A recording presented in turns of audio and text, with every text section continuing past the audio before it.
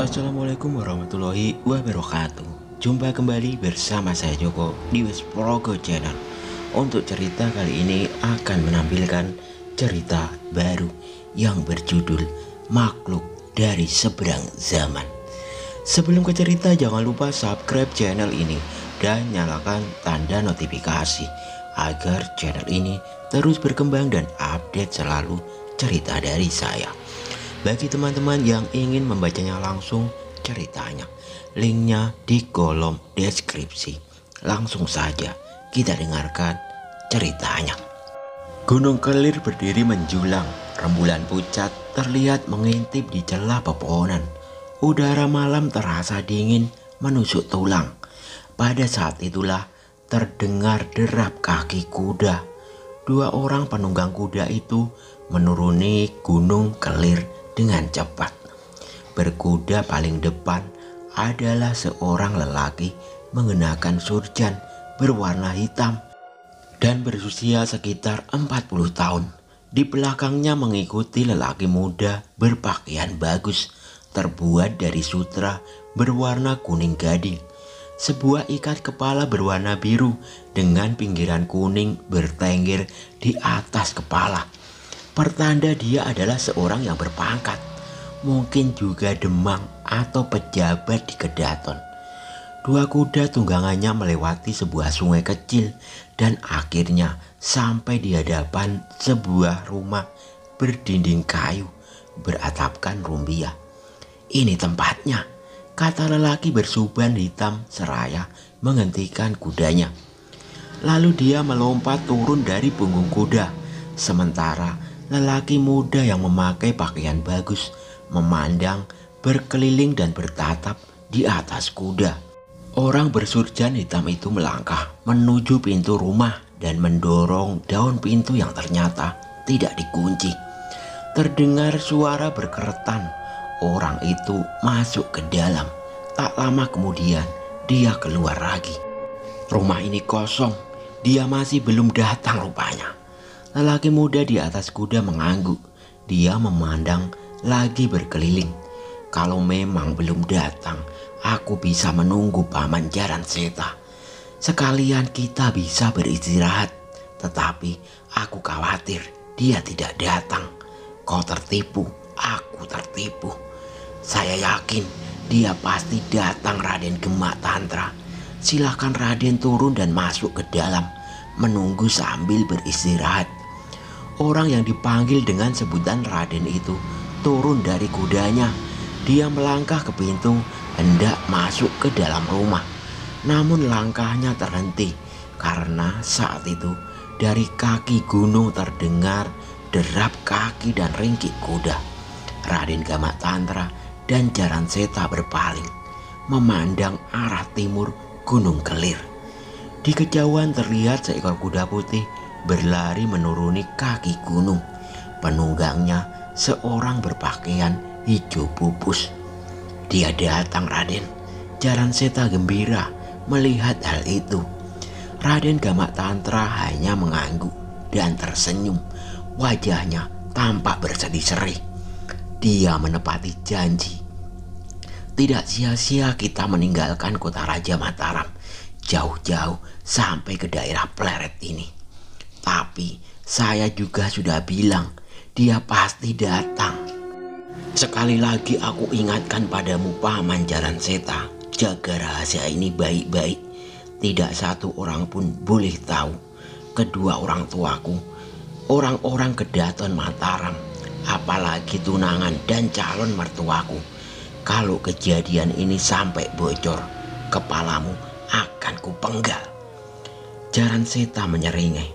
Saya sudah mengabdi lebih dari 20 tahun pada keluarga Raden. Tidak mungkin saya hendak membocorkan rahasia. Saya juga pernah muda, Raden. Jaranseta tersenyum penuh arti. Penunggang kuda yang datang dari arah kaki gunung itu semakin dekat. Raden Gemak Tantra mengangkat kepalanya sedikit. Orangnya masih jauh, tapi bau wewangian sudah tercium sampai ke sini. Jaran Seta ikut-ikutan mengadahkan kepala dan menghirup dalam-dalam. Memang benar, dia juga dapat mencium wanginya tubuh orang yang akan datang itu. Wangi yang aneh karena menghadirkan debaran dan desiran yang membuat darah mengalir lebih cepat. Kuda putih akhirnya sampai di depan rumah dan berhenti di hadapan kedua lelaki itu. Raden Gamak Tantra terkesiap untuk beberapa saat lamanya. Paman Jaran Seta tidak berdusta. Gadis ini benar-benar luar biasa. Tidak pernah aku melihat darah secantik ini. Kalau saja aku belum bertunangan, pasti aku tidak akan ragu mengambilnya sebagai istri. Begitu Raden itu berkata dalam hati. Di atas kuda putih duduk seorang dara berwajah cantik sekali. Tubuhnya yang putih mulus terbungkus oleh pakaian berwarna hijau pupus. Pakaian yang dikenakan gadis itu sangat rendah di bagian dada, sehingga sebagian payudaranya tersembul padat di ujung atas pakaian bagian depan.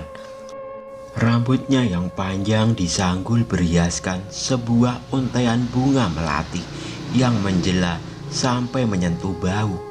Sepasang mata sang Raden tak berkedip memperhatikan dara itu mulai dari kepala sampai ke kaki. Dara di atas kuda itu tersenyum. Senyumnya itu membuat Raden Gamak Tantra tambah belingsatan. Sementara Jaran Seta hanya tertegun sambil membasahi bibirnya dengan ujung lidah berulang kali. Lalu Jaran Seta cepat-cepat membuka pintu. Sementara Dara berbaju hijau itu turun dari kudanya dibantu oleh Raden Gamak Tantra. Perjalanan yang begitu jauh pasti tidak menyenangkan. Ditambah dengan keadaan di sini, rumah kayu ini buruk, tidak pantas untuk seorang cantik jelita seperti kau, Nimas Sritiwangi. Dara itu kembali tersenyum. Raden Gamak Tantra semakin panas darah di tubuhnya. Jantungnya berdetup kencang.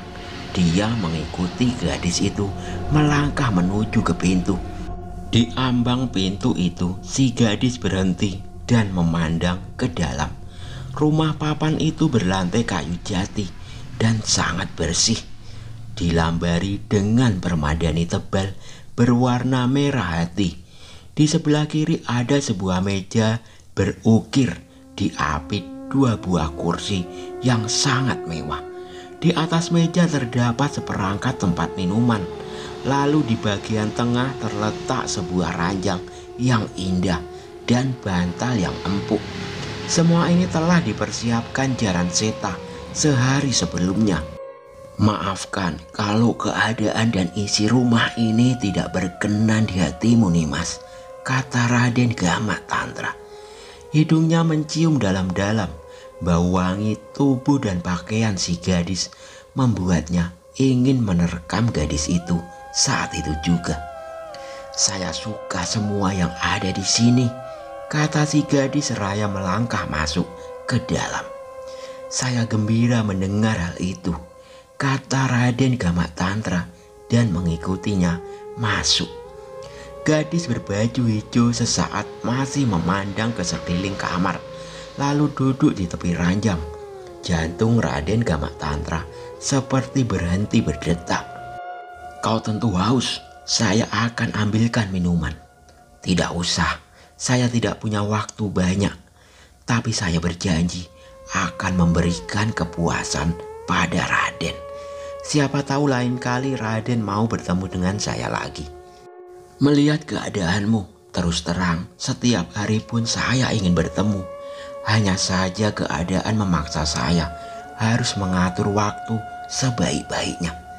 Saya mengerti, kata Sritiwangi. Apakah Raden tidak akan menutup pintu? Saya lupa. Raden Gamak Tantra cepat-cepat menutup pintu. Apakah abdi Raden di luar sana bisa dipercaya? Kau tidak usah takut. Paman Jaran Seta sangat setia. Sekarang hanya kita berdua di kamar ini. tidaklah Raden hendak memeluk saya. Gadis berpakaian serba hijau itu tersenyum manja. Senyumnya membuat sang Raden seperti terbuai. Segera saja dia melangkah di hadapan si gadis. Kedua tangannya merangkul erat punggung gadis itu.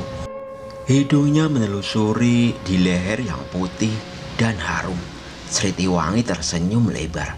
Dengan tangan kanannya ditarik tubuh Gemak Tantra ke atas ranjang hingga lelaki itu terhembas di atas badannya. Saya ingin memperlihatkan sesuatu kepadamu, Raden.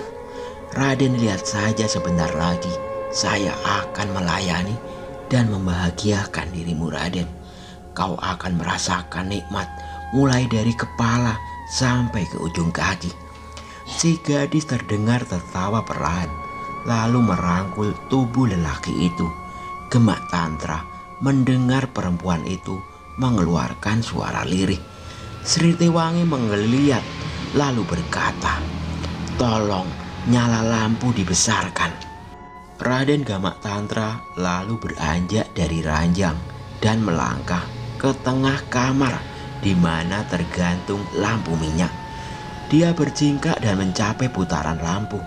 Nyala api lampu diperbesar. Kini kamar ini menjadi terang benderang. Lelaki itu membalik ke tempat tidur. Di atas tempat tidur terlihat Sritiwangi duduk bersandar di dinding. Saat itu dia tidak mengenakan apa-apa lagi. Tubuhnya putih polos dan seperti memantulkan cahaya berkilat terkena sinar minyak lampu. Dia duduk dengan kaki terkembang, membuat semakin panas darah di tubuh Gemak Tantra dan semakin terbakar hasratnya. Rupanya ketika dia membesarkan nyala lampu minyak tadi dengan cepat, Sritiwangi telah membuka seluruh pakaian di tubuhnya. Dengan napas memburu, Raden Gemak Tantra segera hendak melompat ke atas tempat tidur. Namun tiba-tiba saja gerakannya tertahan. Di atas tempat tidur dilihatnya sang gadis tersenyum padanya. Bukan hal itu yang membuat Raden Gemak Tantra berhenti melangkah, tetapi gadis itu mukanya berubah menjadi pucat dan bibirnya membiru. Senyum Sritiwangi semakin lebar. Kedua matanya dikedip-kedipkan, sedang mulutnya perlahan-lahan dibuka. Mulut itu bergerak seperti hendak mengatakan sesuatu. Tapi dari mulut itu sama sekali tidak keluar sepotong suara pun. Malah kini yang keluar adalah lidahnya yang merah. Lidah itu dijulur-julurkan, diputar-putar sedemikian rupa. Kalau saja tidak ada keanehan di wajah itu, Raden Gemak Tantra tentu akan terangsang hebat dan mengecup mulut serta lidah gadis itu. Matanya memandang tak berkedip pada Raden Gemak Tantra. Sang Raden tiba-tiba menyadari bahwa dua mata gadis itu telah berubah kemerah-merahan.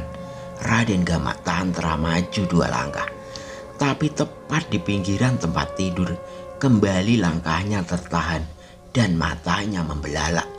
Sritiwangi menyeringai, lalu sedikit demi sedikit dari sudut bibir gadis itu muncul sepasang taring besar runcing yang mengerikan. Raden Gemak Tantra mundur dengan sekujur tubuh yang bergidik. Nih Mas Sritiwangi. Suara Raden Gemak Tantra bergetar. Kembali dia melangkah mundur. Di atas tempat tidur Sritiwangi menyeringai, "Raden, mengapa takut? Bukanlah kita akan bersenang-senang. Aku akan membahagiakanmu, Raden." Tubuh polos di atas tempat tidur kini berjongkok lalu beringsut ke tepi ranjang. "Raden, Nih Mas Sritiwangi, jadi sebenarnya kau manusia jadian, kau siluman?" "Aku manusia biasa." Sritiwangi tertawa tinggi. Tiba-tiba dengan gerakan cepat Sritiwangi melompat ke depan. Raden Gemak Tantra berteriak melihat serangan itu. Lalu ketakutannya jadi berlipat ganda sewaktu dilihatnya bagaimana muka cantik tapi pucat itu perlahan-lahan berubah menjadi wajah tua keriputan. Wajah seorang nenek yang menyeramkan. Raden Gamak Tantra putus nyalinya. Dia lari ke pintu tapi kalah cepat. Cengkraman Sritiwangi telah berubah wujud itu menelikung tangannya. Lalu mulut keriput dengan lidah merah panjang itu melumat bibir Gamak Tantra. Lumatan itu tidak ubahnya seperti sedotan tenaga yang sangat kuat. Kedua mata sang Raden mendelik. Dia merasa darah di sekujur tubuhnya seperti disedot. Satu jeritan keras meledak keluar dari mulut lelaki itu. Lalu tubuhnya mendadak sontak lemas seperti tidak bertulang lagi. Ketika cengkraman dan hisapan pada bibirnya terlepas, tubuhnya tidak ampuh lagi dan jatuh terbanting ke lantai kayu hitam. Tubuh itu kering, sesaat kemudian berubah menjadi tulang belulang yang mengepulkan asap tipis. Di luar rumah begitu mendengar teriakan Raden Gamak Tantra, kagetnya Jaran Seta bukan kepalang. Tanpa pikir panjang lagi, dia segera melabrak dan menjebol pintu. Begitu pintu terpentang, segera dia melompat masuk. Begitu masuk, kedua kakinya seperti dibantai ke lantai. Sekujur tubuhnya bergetar ketakutan, matanya melotot dan muka seputih kertas. Di lantai di hadapannya tergeletak sosok tulang belulang kerangka manusia. Melalui pakaian pada kerangka itu bisa dipastikan jika itu tubuh Raden Gamak Tantra. Kedua matanya terbeliak. Di dekat ranjang tegak gadis cantik berbaju hijau itu yang sekarang telah berubah menjadi sosok nenek-nenek dengan muka pucat dan rambut riap-riapan. Tak kala sosok itu menyeringai, terlihatlah sepasang taring mencuap tajam. Ya Tuhan, apa yang terjadi? Manusia ataukah iblis yang berdiri di depanku ini? Kata Jaran Seta dalam hati.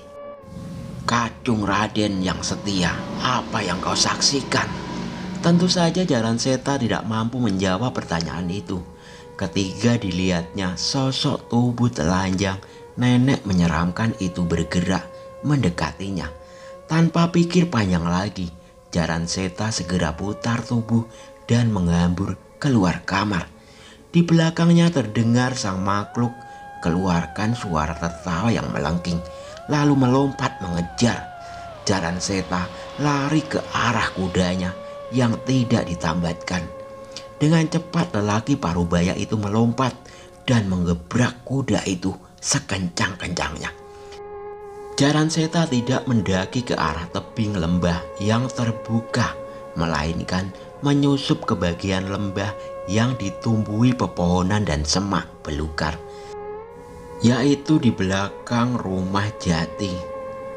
Berharap sosok menyeramkan tadi tidak mampu menemukannya, tapi hal itu sia-sia belaka.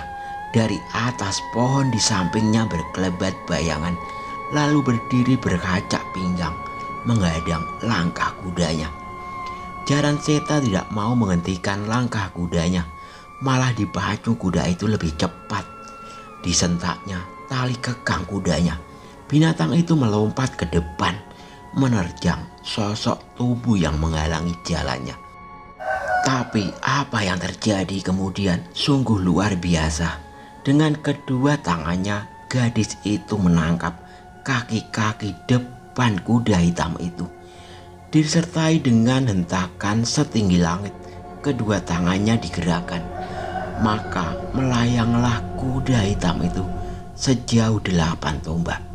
Jaran Seta sendiri kalau tidak lekas-lekas melompat pasti akan mendapat celaka pula. Tubuh Jaran Seta berjumbalitan di udara, lalu berdiri tegak di atas kedua kakinya. Daripada mati percuma, lebih baik berusaha mempertahankan hidup. Lalu Jaran Seta mencabut keris yang terselip di pinggangnya. Ternyata kacung Raden itu pemberani juga. Majulah, akan kukirim kau ke akhirat menemani Gemak Tantra. Lanjutkan pengabdianmu di neraka, seru Sritiwangi. Jaran Seta melompat menyergap. Keris yang tergenggam di tangan kanannya berkelebat. Sritiwangi tertawa bergidikan. Gadis siluman itu bergeser ke samping. Keris Jaran Seta hanya lewat setengah jengkal dari batang lehernya. Lalu dengan cepat Sritiwangi susupkan lututnya ke arah ulu hati Jaran Seta. Lelaki itu mengeluh pendek sebelum tubuhnya mencelat dan berguling-guling di tanah. Sritiwangi tertawa panjang. Kini mukanya berubah lagi menyeramkan. Wajah seorang nenek-nenek bermuka pucat dan bertaring panjang. Perlahan-lahan perempuan setengah siluman itu berjalan ke arah Jaran Seta yang masih terkapar. Jaran Seta hanya bisa pasrah menunggu maut, matanya dipejamkan. Pada saat yang genting itu, tiba-tiba 4 bayangan berkelebat. Sritiwangi menghentikan langkahnya. Di hadapannya kini berdiri 4 orang lelaki memakai pakaian serba putih. 3 orang masih sangat muda. Di belakang punggung mereka tersembul gagang pedang. Lalu seuntai rantai yang salah ujungnya merupakan senjata yang berbentuk kait, dan ujung satunya lagi diberi gandulan pemberat yang melilit di pinggang. Sementara seorang lagi lelaki tua berjenggot putih dan mengenakan baju putih yang panjang. Sebuah sorban melilit di atas kepalanya. Tangan kanan lelaki tua itu tampak memegang tasbih dari kayu cendana. Kalian mau apa? Minggir, atau kalian ingin cari mampus? Lelaki tua berpakaian serba putih itu hanya tersenyum. Kejahatan dan kekejianmu sudah tidak tertakar lagi, Gandini, Juminten, Sritiwangi, atau siapapun nama-namamu yang lain untuk mengelabui calon mangsamu itu. Kurang ajar. Siapa kau sebenarnya, orang tua? Kau terlalu banyak mengetahui tentang diriku. Kau harus secepatnya minggat ke neraka. Tapi sebelum itu, katakan siapa namamu. Kau jangan berbicara tidak sopan pada guruku, wahai wanita iblis. Ketahuilah, kami dari perguruan Rogoninten di lereng Gunung Merbabu. Malam ini kami akan melenyapkanmu. Salah seorang dari ketiga orang yang masih muda belia itu berbicara. Sritiwangi mendengus, matanya mencorong merah. Rupanya tua bangga itu Ageng Lontar. Bagus, sudah lama aku ingin menjajal kedidayaanmu, orang tua. Lalu dengan gerakan cepat menyergap ke arah Ageng Lontar. 3 pedang berkelebat memapaki serangan Sritiwangi. Gadis iblis, dosamu sudah sangat lewat takaran. Sudah saatnya kau harus dibunuh. Mayatmu akan kami cincang, lalu kami bakar, teriak pemuda yang bernama Gadung. Bagus, kalian punya nyali rupanya. Tentu darah kalian sedap kutekuk, teriak Sritiwangi. Gadis itu mengebutkan kedua tangannya ke depan. Maka angin laksana topan prahara menderu. 2 orang itu yang menyerang berseru kaget. Tubuh mereka mencelat ke atas begitu kena tamparan angin pukulan. Tetapi tampaknya ilmu meringankan tubuh murid-murid Rogoninten itu tidak bisa dipandang remeh. Setelah terpental ke udara, 2 orang itu segera berjumpalitan dan kembali turun ke bawah, berdiri tegak di atas tanah. Siapkan gelar Garuda Melayang, teriak Gandung dengan lantang. Gelar Garuda Melayang adalah suatu taktik menyerang dengan 3 atau 4 orang. Pertama menyerang dari arah depan dan kedua orang menyerang dari kiri dan kanan. Gedung menggebrak dari depan dengan sabetan pedangnya. Sementara 2 murid dari padepokan Rogoninten menjepit Sritiwangi dari kanan dan kiri dengan tebasan pedang yang sangat mematikan. Wanita siluman itu segera memutar badannya dengan cepat. Tubuhnya mencelat ke udara, menghindari serangan yang mematikan. Ki Ageng Lontar yang sedari tadi hanya berdiri melihat pertarungan ini, serta merta menjejakkan kakinya ke tanah. Tubuh orang tua itu melompat ke udara. Tasbih yang sedari tadi ada di tangannya dikibatkan ke arah Sritiwangi. 3 larik sinar berwarna putih menyilaukan melesat cepat. Sritiwangi terpekik kaget. Buru-buru ia membuang diri ke samping untuk menghindari 3 larik sinar putih itu. Pada saat itulah sosok tubuh melesat dengan cepat dari kerapatan pepohonan. Pada pundak kiri laki-laki itu terpanggul sebuah peti yang melihat besarnya peti ratusan kilo beratnya. Peti itu dilemparkan ke arah Sritiwangi. Terlambat untuk menghindar, tubuh siluman wanita itu terhempas keras. Sesaat tubuhnya akan meluncur ke bawah. Orang yang tadi melemparkan peti melompat ke arah peti yang masih mengambang di udara. Peti itu diinjak ujungnya menggunakan kaki. Tutup peti terangkat membuka. Saat itulah terdengar suara berdesir.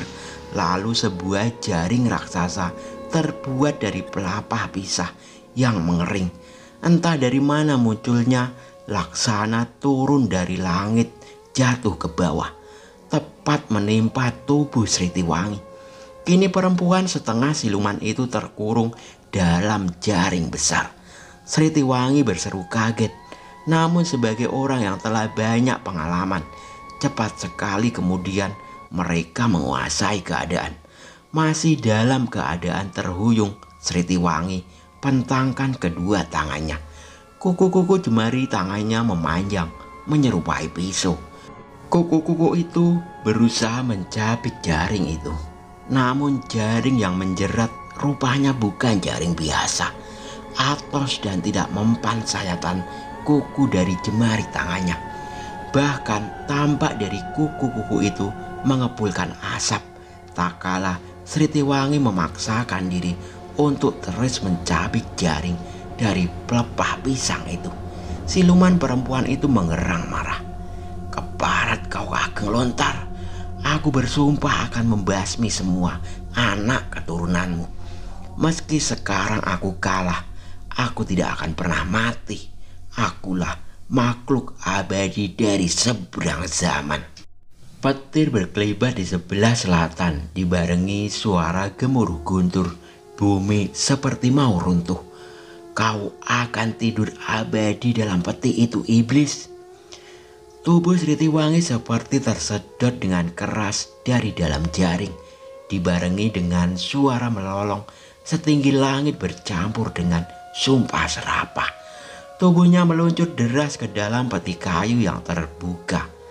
"Tangkil, cepat kau tutup peti itu dan segera ikat ketiga sisinya menggunakan pelepah pisang itu." Pemuda yang bernama Tangkil itu segera melakukan perintah Ki Ageng Lontar dengan cepat. Sumpah serapah terdengar dari dalam peti. Sesaat kemudian suara itu lenyap berbarengan dengan ditutupnya peti itu. Oke, sampai di sini dulu cerita dari saya. Nantikan kelanjutannya. Wassalamualaikum warahmatullahi